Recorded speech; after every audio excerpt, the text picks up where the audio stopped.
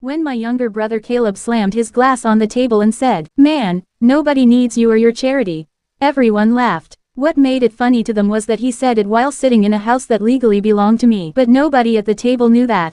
Not my cousins, not Caleb's girlfriend, not even my uncle who kept praising Caleb for making it on his own. I just leaned back in my chair and watched them celebrate a lie. 6 years earlier, when our mother died, everything changed.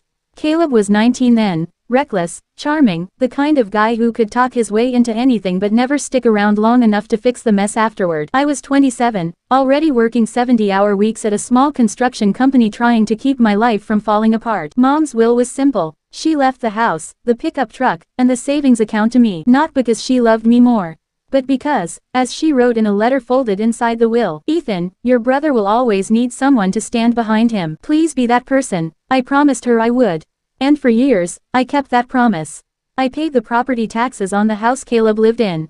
I registered the truck in my name after his credit tanked from unpaid loans. I even opened a business credit line and gave him a card so he could get back on his feet. He thought it was just a generous brother helping out. What he didn't know was that every bill came to me. Meanwhile, Caleb told everyone he was self-made. He hosted parties in the backyard I maintained. He drove the truck I insured. He wore watches he bought with my credit card. And I never corrected him. Because I promised Mom. For 6 years, I watched quietly. While he posted photos online about the grind. While I worked double shifts building my contracting company from 2 workers to 40 employees. I lived in a tiny apartment near my job site. Caleb lived in a 3-bedroom house. But I never complained. Until that dinner. It was supposed to be a simple Sunday barbecue. Family, music, burgers on the grill. Caleb stood up halfway through dinner with a beer in his hand and started talking about how hard life had been after Mom died. Everyone listened. Then he pointed at me. "And Ethan here," he laughed, "still works like a robot thinking money makes him important." A few people chuckled. I kept quiet. Then he said it. "Nobody needs your help, man."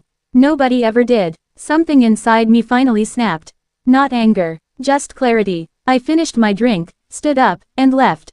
No argument. No explanation. Just silence. The next morning, I made 3 phone calls.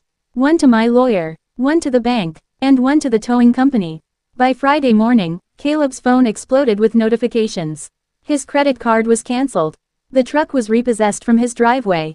And a legal notice was taped to the front door of the house. When he called me, he sounded confused more than angry.